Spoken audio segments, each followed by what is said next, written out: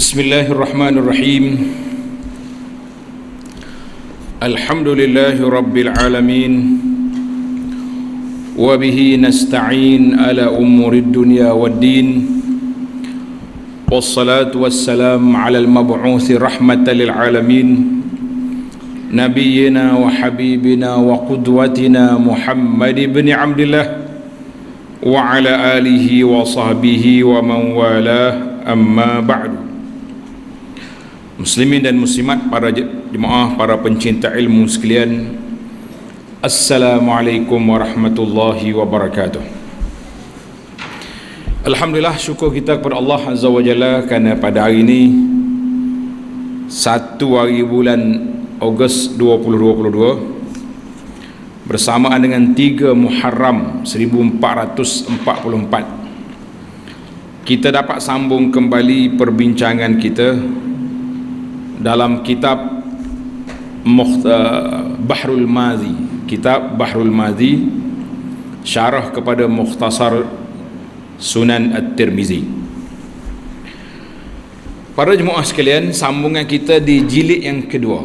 Kita sudah masuk juzuk yang kedua dalam bab solat, hadis-hadis tentang solat, muka surat 17 ataupun masalah yang ke-37. Masalah 37, Babu ma ja'a fit ta'jili biz-zuhri. Bab yang telah datang ia pada menyatakan hadis menyegerakan dengan sembahyang zuhur. Jadi kita akan bincang tajuk, bila masuk waktu zuhur kita kena segerakan solat, jangan tangguh-tangguh. Dan ada juga hadis yang menyebut tentang melewatkan solat zuhur ketika panas. Dia dua hadis ni kena campur sekali. Kalau tidak nampak macam dia berlawan. Dia tak berlawan hadis.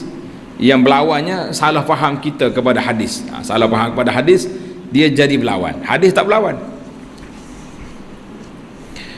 Kata Syekh Al-Marbawi rahimahullah, ketahuilah, kiranya wahai saudaraku, adalah sembahyang zuhur itu dituntut oleh syarak menyegerakan akan sembahyangnya barang mana musim sekalipun, atas kata setengah ulama. Jadi sebahagian ulama mengatakan tak ada beza di antara musim panas ke musim sejuk, musim hujan ke musim banjir. Bila masuk waktu zuhur, kita azan, kita salat qabliyah zuhur 4 rakaat, kemudian kita qamat. Ini pandangan sebahagian ulama. Dan kata setengah ulama, ada sebahagian ulama lain pula mengatakan sunat mentakhirkan dia. Kita lewatkan sikit solat zuhur, sama ada musim panas atau dingin. Lewat sikit. Lewat tu bukanlah lama sangat, mungkin dalam 20 minit. Gitu masa lewat setengah jam, tengok keadaan. Dan setengah ulama pula ada tafsil. Tafsil maknanya ada penjelasan, ada huraian. Iaitu, jika sekiranya panas amat, panas sangat, macam kita duduk di Mekah lah contohnya, musim duduk Madinah musim ni ana baru balik 2 hari lepas, panas dia 40 lebih, dia punya darjah Celsius, berasa kalah juga. Maka sunat mentakhirkan sampai sejuk sedikit hari, mana biar matahari condong sikit, kita nak pergi masjid ada bayang.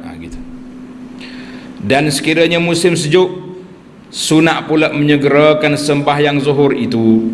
Sebab biasa musim sejuk ni, satu, tak ada sebab kita nak takut ke panas, dia sejuk. Yang kedua, zuhur dengan asar tu dekat. Mungkin pukul 3 tu dah zuhur dah, dah asar dah. Jadi masa tu pendek. Jadi itu di antara 3 pandangan. Maka pada bab ini telah dikeluarkan oleh Imam Tirmizi akan hadis yang menunjukkan umum suruh perintah menyegerakan sembahyang zuhur itu. Dengarlah bunyinya demikian ini. Sedap ke bahasa lama tu. Hadis nombor 6. Tengok dalam kitab kita, hadis nombor 6.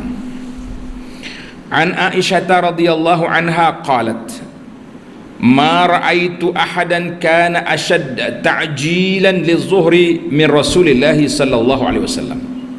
wala min Abi Bakrin wala min Umar radhiyallahu anhuma. Maksudnya diriwayatkan Sayyidah Aisyah radhiyallahu anha meriwayatkan bahawa dia berkata, tiada aku lihat akan seorang yang lebih menyegerakan sembahyang subuh.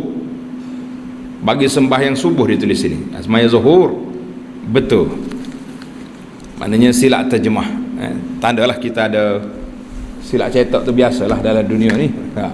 Salah tulis, tulis pelajar tanda, bukan sembahyang subuh, sembahyang zuhur, solat zuhur. Daripada Nabi SAW, dan tiada daripada Abi Bakar dan juga Umar. Maknanya Nabi SAW, Abu Bakar, Umar semuanya segera melakukan salat zuhur. Maka dengan kata Siti Aisyah ini, Rasulullah SAW dan dua sahabatnya yang besar itu bersangat-sangat menyegerakan akan sembahyang zuhur itu manakala masuk waktunya, dan tiada disebutkan tertentu segeranya itu musim panas atau sejuk. Mana hadis ini menunjukkan kepada umum. Kata Abu Isa itu mana Imam Tirmizi, dan pada bab ini ada riwayat, mana ada jalur lain pula riwayat daripada Jabir dan Khabbab dan Abi Barzah dan Ibnu Mas'ud dan Zaid bin Thabit dan Anas dan Jabir bin Samurah. Mana 7 orang lagi riwayat sahabat meriwayatkan hadis yang sama. Kata Abu Isa lagi, bermula hadis Aisyah ini ialah hadisun hasan, hadis hasan. Jadi para muhakkik yang mutaakhir ini juga setuju dengan darjah hadis itu, sebagaimana telah diputuskan oleh Syekh Ahmad Syakir dan juga Syekh Al-Syu'aib Al-Arnaud rahmatullahi alal jami'. Baik, masalah yang ke-38, masalah menyegerakan sembahyang zuhur dan hukumnya. Kata Abu Isa itu mana Imam Tirmizi, dan ialah yakni seperti dalam hadis pada masalah 37, hadis nombor 6 tadi, itulah yang telah memilih akan dia oleh ahlul ilmi, para ulama dari kalangan sahabat Nabi sallallahu alaihi wasallam radhiyallahu anhum, dan mereka yang kemudian daripada mereka itu mengatakan zuhur cepat. Kata Abu Isa lagi, ada riwayat daripada Anas bin Malik, anna Rasulullah sallallahu alaihi wasallam shalla zuhra hina zalatis syamsu, bahwasanya Rasulullah sallallahu alaihi wasallam telah sembahyang zuhur ketika gelincir matahari. Bermula hadis ini sahih, Tirmizi kata. Kata Imam Syafi'i rahimahullah dalam kitab Al-Um, dan menyegerai orang yang tiada musafir akan zuhur, imam atau menunggal itu salat seorang munfarid pada tiap-tiap waktu melainkan waktu bersangatan panas. Tengok masalah 40 lagi akan datang. Kata Nawawi rahimahullah, sunat mendahulukan sembahyang zuhur pada awal waktunya pada lain daripada bersangatan panas, dan dengan dialah berkata Imam Syafi'i rahimahullah ta'ala dan jumhur majoriti ulama. Maka di al-hadis ini kita boleh faham para jemaah sekalian, para pelajar sekalian, bahawa zuhur itu tidak boleh ditangguh-tangguhkan. Bila masuk waktu azan, kita solat qabliyah zuhur. Qabliyah zuhur ni untuk catatan para pelajar, kita ada 4 rakaat. Kebanyakan kita ni ahli ibadat dah, mari awal dah masjid, tapi lepas 2 rakaat pakai dia rugi. Dalam hadis Ummu Habibah radhiyallahu anha, Ramlah binti Abi Sufyan, ia menyebut tentang 12 rakaat satu hari satu malam sunat muakkad itu, iaitulah arba'an qabla zuhri, 4 rakaat sebelum zuhur. Jadi harapnya para jemaah, para pelajar ambil perhatian besarlah.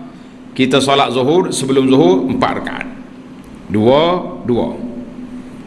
Kalau tak sempat, dalam kitab Al-Mu'tamad fiqh mazhab Syafi'i menetapkan bahawa boleh kalau kita contohnya kita mari kan di masjid kita ni ada tanda waktu qomat kan.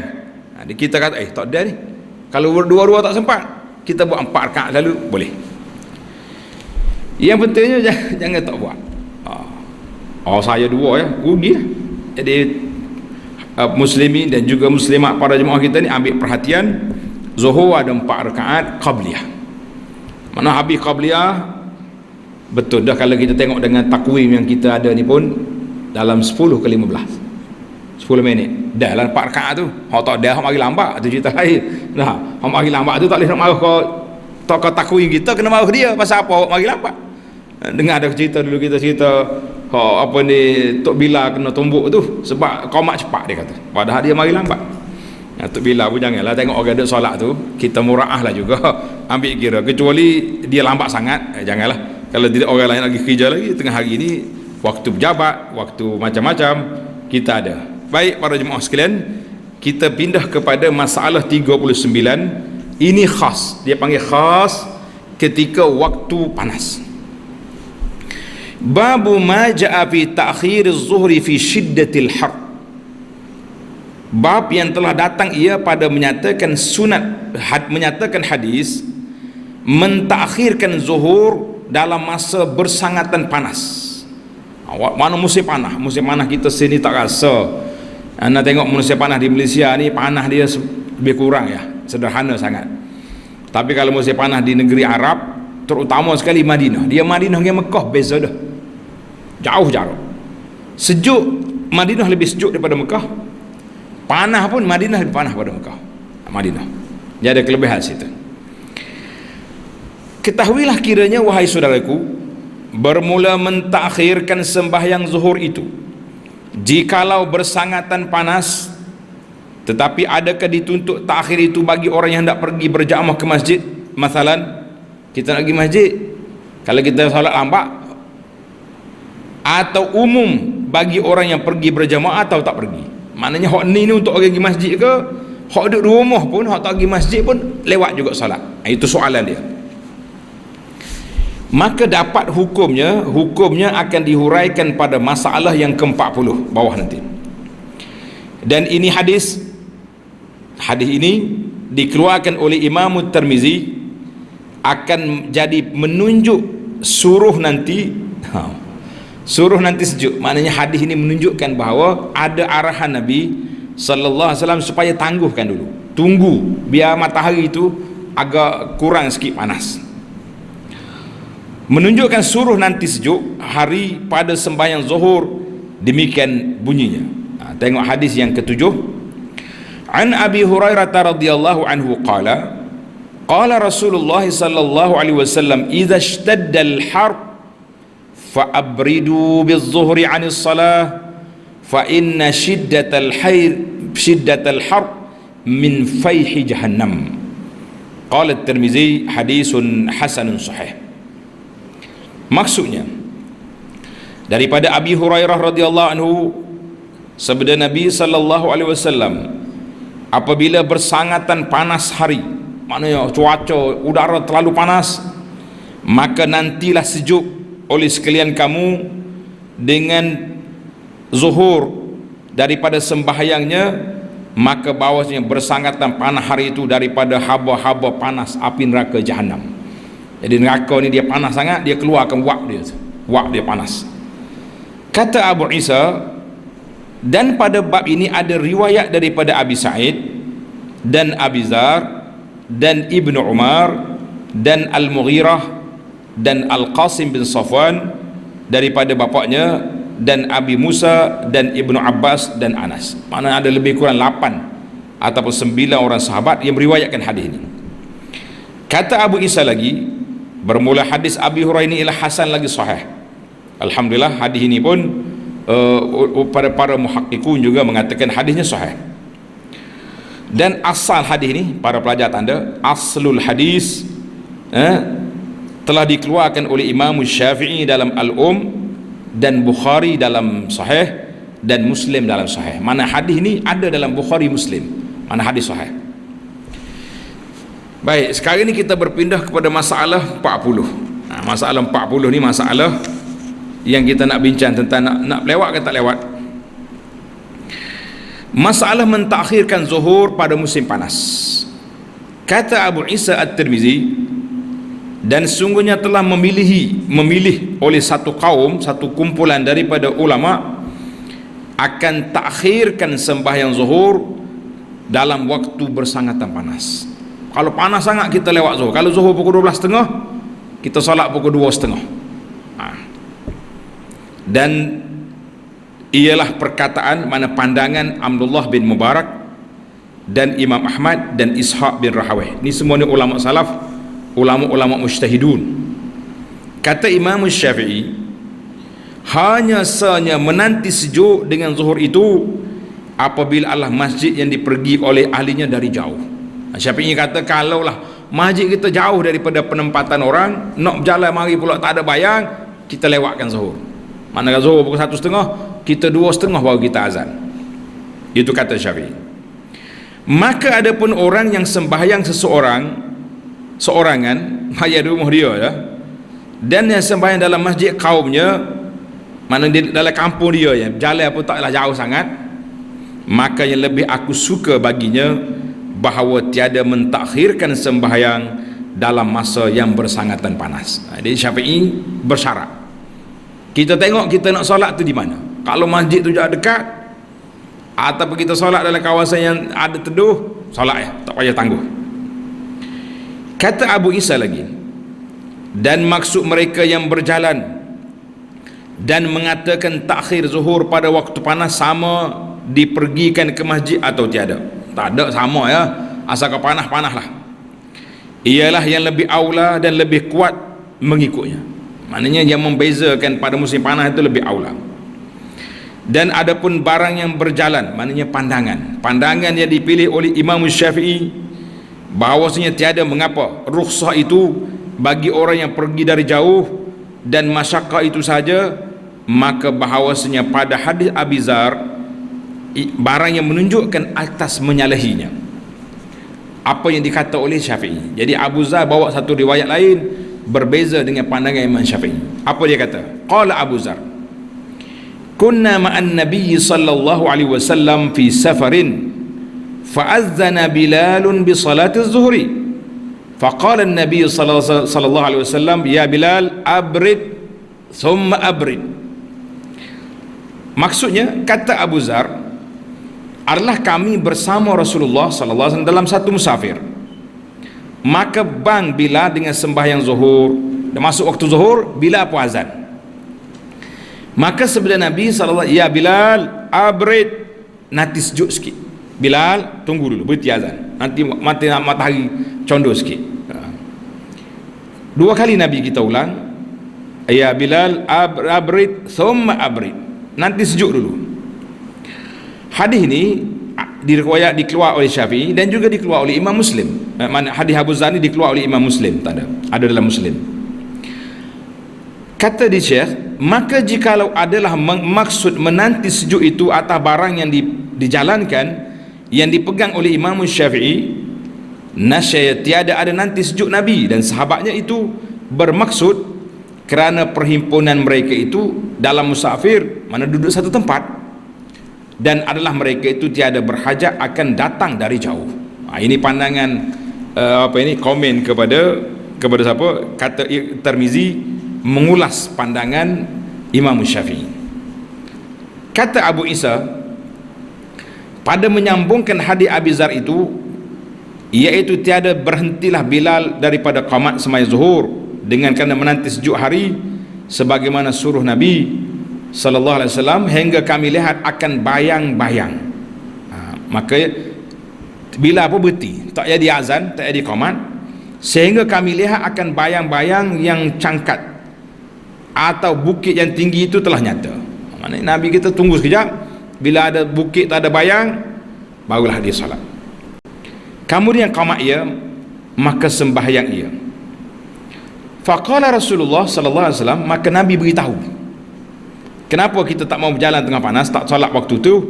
Nabi kata, inna shiddatal harb min fayhi jahannam fa'abridu anis salah.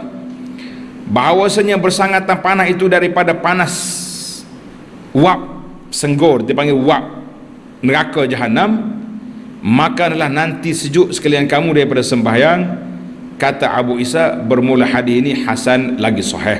Hadis dia ni alhamdulillah hadisnya hasan lagi sahih, dan alhamdulillah tadi pun dia sendiri bagi tahu hadis ni ada dalam Bukhari dan Muslim. Tamaklah kita bagi negeri kita ni yang tak ada apa pak kita ni, panas apa tempat kita, panas sikit-sikit lah. Jadi kita ni rasa tak termasuk dalam nak memperlewatkan solat. Hak pelabak sendiri tu cerita lain. Masalah 41, masalah mentakhirkan zuhur kerana panas dan akhirnya. Kata Syafi'i dalam Al-Um, dan jangan sampai mentakhirkan sembahyang zuhur itu hingga akhir waktunya, sebagai boleh sembahyang akan zuhur dan asar sekali. Jangan sampai mereka kita kata asar pukul 4, kita pergi pelewat zuhur sampai pukul 3.40. Sudah maya zuhur, wirid sekejap, azan asar lah. Itu dia panggil jamak suri, gambaran macam jamak, bukan sampai mereka itu. Dan tetapinya menanti sejuk itu barang yang diketahuikan sembahyang akan dengan nama berlambatan jua, dan habis daripada sembahyangnya dahulu daripada akhir waktunya, supaya ada di antara selesai sembahyangnya daripadanya dan antara waktu itu perceraian. Manakala kita kata kita solat pukul 3, habis maya zuhur tu tunggu lama lagi 1 jam, setengah jam lagi nak asar, itu boleh. Tapi kalau siapa mereka jamak suri, tidak. Inilah hukum jikalau pergi berjamaah ke masjid dan masjid jauh. Adapun orang yang sembahyang di rumah ataupun sembahyang zuhur itu di tengah lapang rumahnya dengan berjamaah yang tiada datang hadir melainkan orang yang sudah ada jua, maka lah ia sembahyang pada awal waktunya, kerana bukannya ada menyakiti akan mereka itu oleh panas. Kata Syafi'i, dan jangan ditakhirkan sembahyang zuhur itu dalam musim sejuk sebagaimana ada sekalipun. Di mana kita fahamlah daripada perbahasan hadis ini, bagi negeri kita ni dengan kepanasan yang ada sangat simple ini, taklah perlu kepada kita menangguhkan solat sampai peringkat abrid sejukkan, sebab tidak ada keperluannya perkara yang tersebut. Para jemaah sekalian, hadis ini menunjukkan kepada yusr as-syariah. Syariat Islam ni mengajar kepada kita arti mudah dan senang. Tidaklah satu perkara yang payah, yang menyusahkan umat dia, tidak. Baik, tamaklah kita bab zuhur. Sekarang ni kita berpindah kepada waktu asar, yang ni penting. Hak ni tuan-tuan dan puan-puan ada kaitan yang rapat dengan kita. Sebab masyarakat kita ni solat asar ni dia tangguh-tangguhkan. Habis pejabat tak solat, nak balik ke rumah jumpa pasar petang, lepas pasar petang gua ajak makan teh. Jadi banyak kaitan. Jadi tengok dia punya hadis tentang hukum babu ma jaa fi ta'jilil asr. Masalah 42, bab yang telah datang ia pada menyatakan hadis menyegerakan sembahyang asar. Hadis yang memerintahkan kita segera solat asar. Ketahuilah kiranya wahai saudaraku, adalah asar itu tiada datang hadis menanti-nantikan sejuk hari kerana menunaikan sembahyangnya, kerana dari awal waktunya sudah dingin sedap. Kita nak nanti tadi zuhur, sebab zuhur tu panas, asar dah teduh dah, tunggu apa lagi? Satu. Maka tiadalah ia seperti zuhur boleh ditakhirkan kerana panas, tidak ada illah, tidak ada sebab. Maka ialah telah dituntut oleh syarak menyegerakannya, kerana Nabi sallallahu alaihi wasallam bertutup atap yang demikian itu. Nabi kita melakukan atas demikian itu sebagaimana dalam hadis yang dikeluarkan oleh Imam Tirmizi. Nabi kita sebut dia solat cepat asar, bahawasanya Rasulullah sallallahu alaihi wasallam bertolak kerana Nabi bertolak atas demikian itu sebagaimana dalam hadis yang dikeluarkan oleh Imam Tirmizi bahawasanya Rasulullah sallallahu alaihi wasallam sembahyang asar di awal waktunya, demikian bunyinya. Tengok hadis nombor 8. An Aisyah radhiyallahu anha annaha qalat shalla Rasulullah sallallahu alaihi wasallam ma'al asra wasyamsu fi hujratiha lam yazharil fai'u min hujratiha. Qala Tirmizi hadisun hasanun sahih. Maksudnya dari Aisyah radhiyallahu anha bahawa dia berkata, telah sembahyang Rasulullah sallallahu alaihi wasallam akan fardu asar padahalnya cahaya matahari ada kekal lagi dalam biliknya. Maknanya nampak dalam bilik dia tu cahaya masuk. Tiada zahir bayang-bayang teduh pada tempat yang ada bayang panas daripada biliknya. Kerana adalah pada masa itu biliknya ada mempunyai lapang halaman yang kecil yang berdinding rendah, sekira-kira tingginya lebih berkurangan daripada luas halamannya sedikit. Mana dalam rumah Aisyah tak ada satu ruang kecil, masuk matahari situ. Maka apabila bayang-bayang panas itu bersamaan panjang dengan tinggi dinding, maknanya sama bayang kita tu, bermakna masuklah waktu asar. Dan adalah bayang-bayang panas itu sudah jauh dekat ke tepi dinding setelah matahari hidup. Sebelah matahari hidup, tiadalah bayang-bayang teduh itu naik di atas dinding sebelah matahari hidup itu lagi. Maka itulah menunjukkan bahawa Nabi sallallahu alaihi wasallam sembahyang di awal waktu asar benar-benar. Mana masuk waktu asar aja, dia salat qabliyah terus salat. Kata Abu Isa, dan pada bab ini ada riwayat daripada Anas dan Abi Arwa dan Jabir dan Rafi' bin Khadij radhiyallahu anhum, dan katanya bermula hadis Aisyah ini hadisun hasan lagi sahih. Alhamdulillah hadis ini sahih, dan asal hadis ini ada dalam sahih Muslim, ada dalam Muslim. Baik, kata Syafi'i, masalah yang ke-43, masalah menyegerakan sembahyang asar dan hukumnya. Kata Abu Isa, dan ialah yakni sebagaimana dalam hadis pada masalah 42, itulah yang memilih akan dia oleh setengah daripada sahabat-sahabat Nabi sallallahu alaihi wasallam. Setengah daripada mereka itu yang mengatakan cepat solat asar ini siapa? Umar, Abdullah bin Mas'ud, Aisyah dan Anas. Dan ketiadaan seorang daripada tabi'in akan mengejar ke sembahyang asar, mana tak ada orang lain yang bantah, dan benci mereka itu mentakhirkannya, dan dengan dialah perkataan Abdullah bin Mubarak dan Asy-Syafi'i dan Ahmad dan Ishaq. Boleh katakan majoriti ulama semuanya kata solat asar tu kena cepat. Cepat pun setakat tadilah, azan qabliyah dulu baru solat. Kata Syafi'i dalam maka barang siapa tiada mendapat ia akan satu rakaat daripada asar dahulu daripada lenyap matahari, maka sungguhnya luput akan dia oleh asar. Mana orang ni solat asar tak sempat satu rakaat, orang azan maghrib, maka orang itu kira tak solat asar lah dia. Dan aku sukakan segerakan asar itu, Syafi'i kata, aku suka sangat segerakan solat asar, kerana beberapa hadis yang demikian telah didatangkannya dalam kitab dia bawa kitab.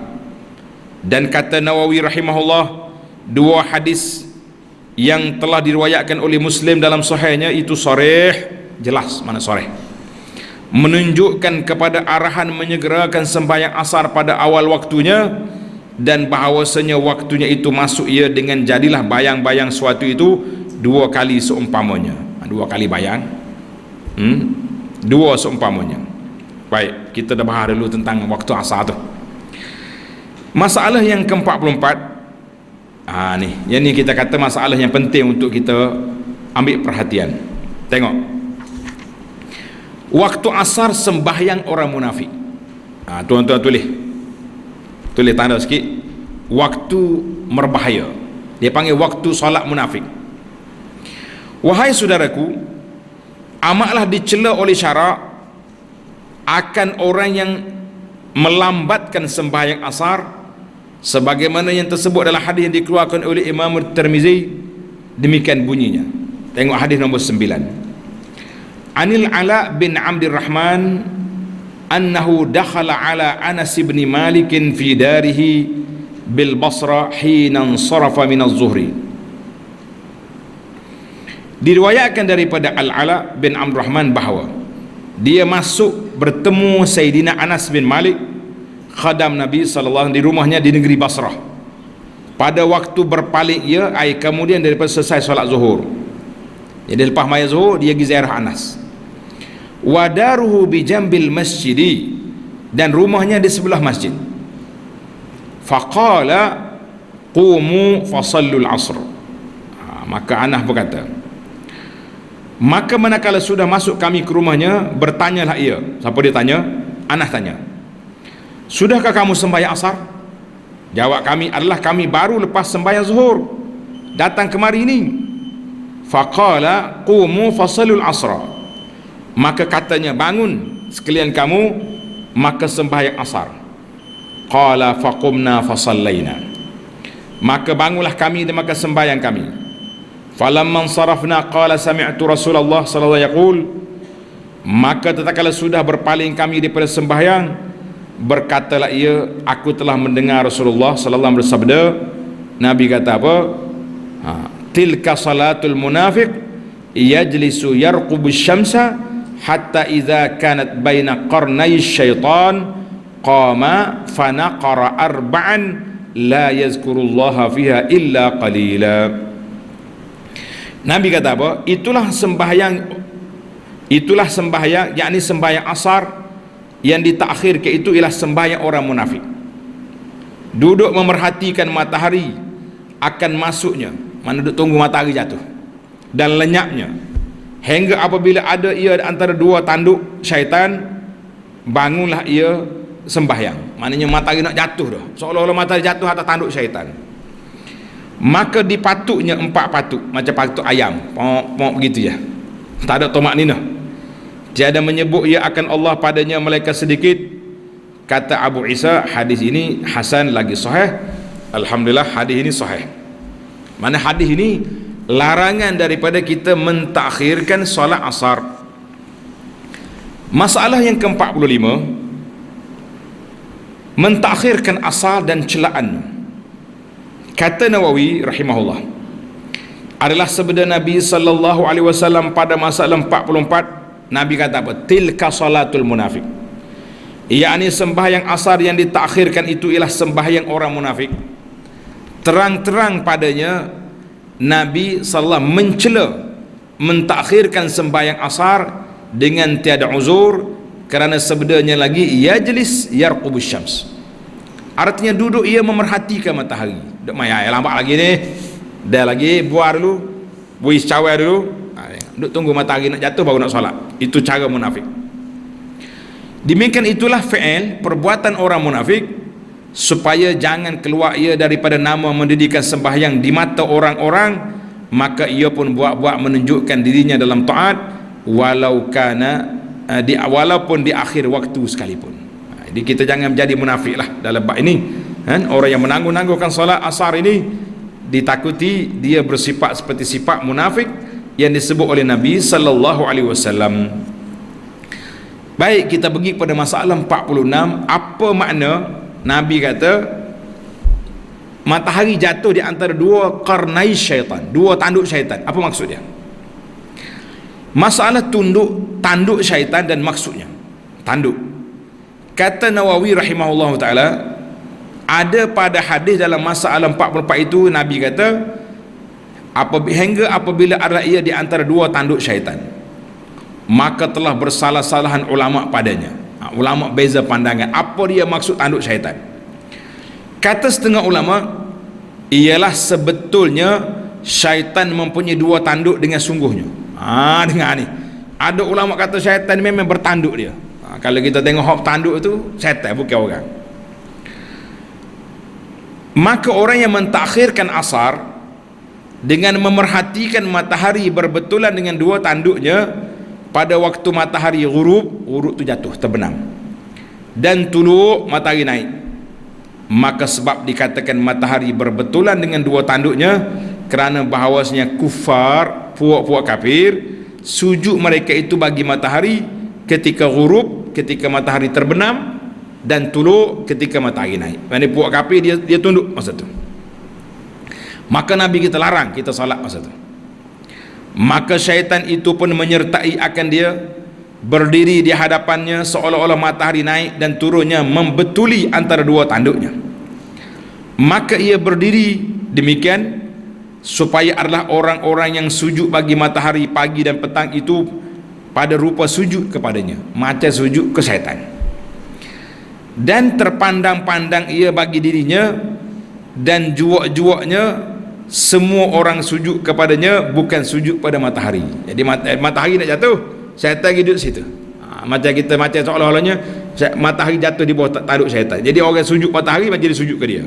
Pandang syaitan. Intah. Maka janganlah seorang itu menantikan sembahyang asar dengan waktu ini.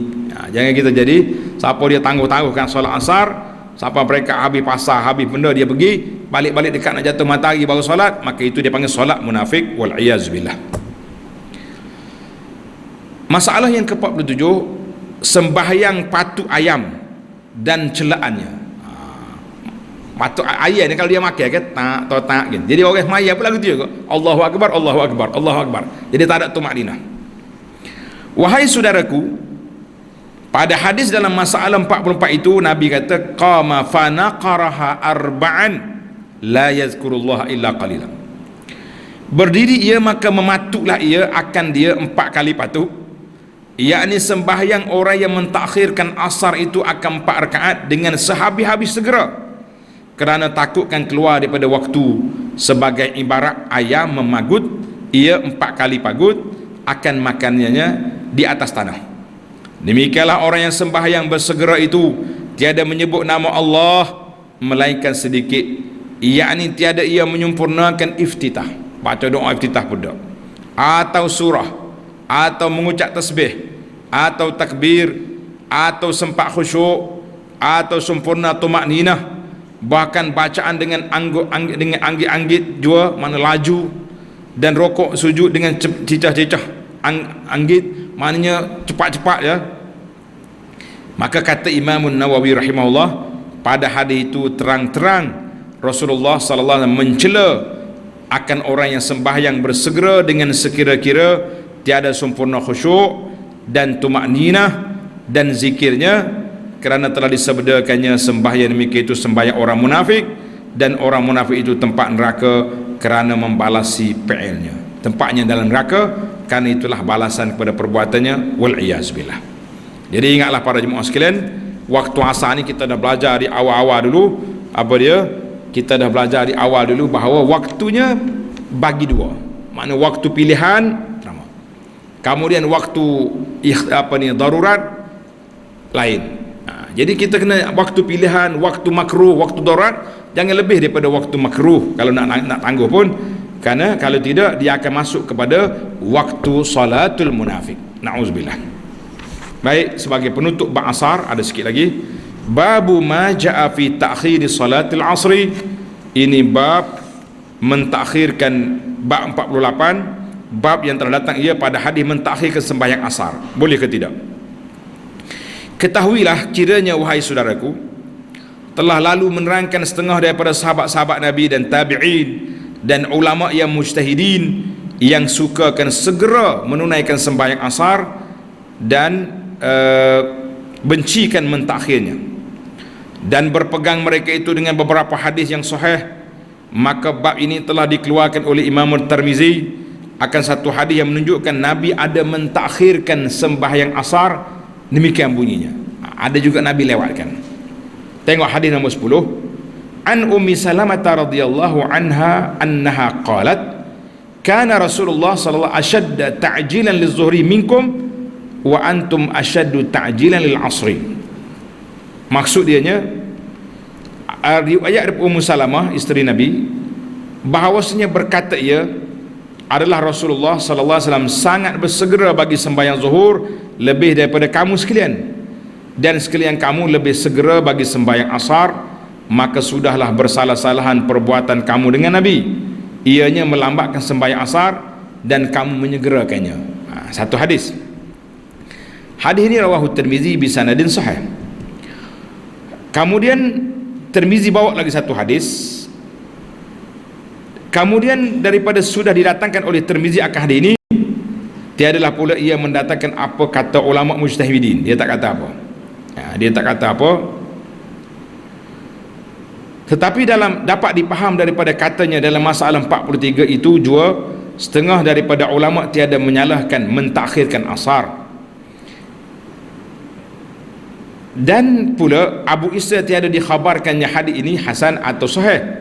Hanya ia berkata, sesungguhnya telah diriwayatkan hadis ini daripada Ibnu Jurayj, daripada Ibnu Abi Mulaikah, daripada Ummi Salamah seumpamanya. Maknanya ada satu hadis yang menunjuk Nabi kita ada melewatkan solat asar. Maka di sinilah para ulama telah menjamakkan, mengatakan bahawa lewat di sini bukanlah terlewat terlalu panjang, terlalu lama, boleh jadi terlewat sedikit daripada waktu yang ada itu. Maknanya sebab itulah asar ni kalau kita duduk di Mekah contohnya, dia bagi 20 minit asar. Asar di antara azan dengan qamat 20 minit.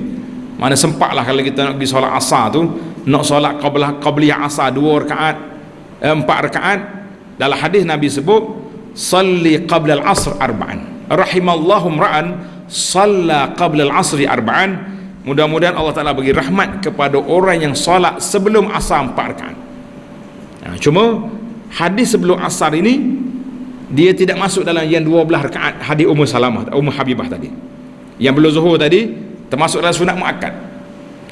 Yang sebelum asar hadis lain Nabi kata rahimallahu ra'an salla qabla al-asri arba'an. Mudah-mudahan Allah Ta'ala bagi rahmat kepada mana-mana hamba Allah yang solat sunat qabliyah asar 4 rakaat.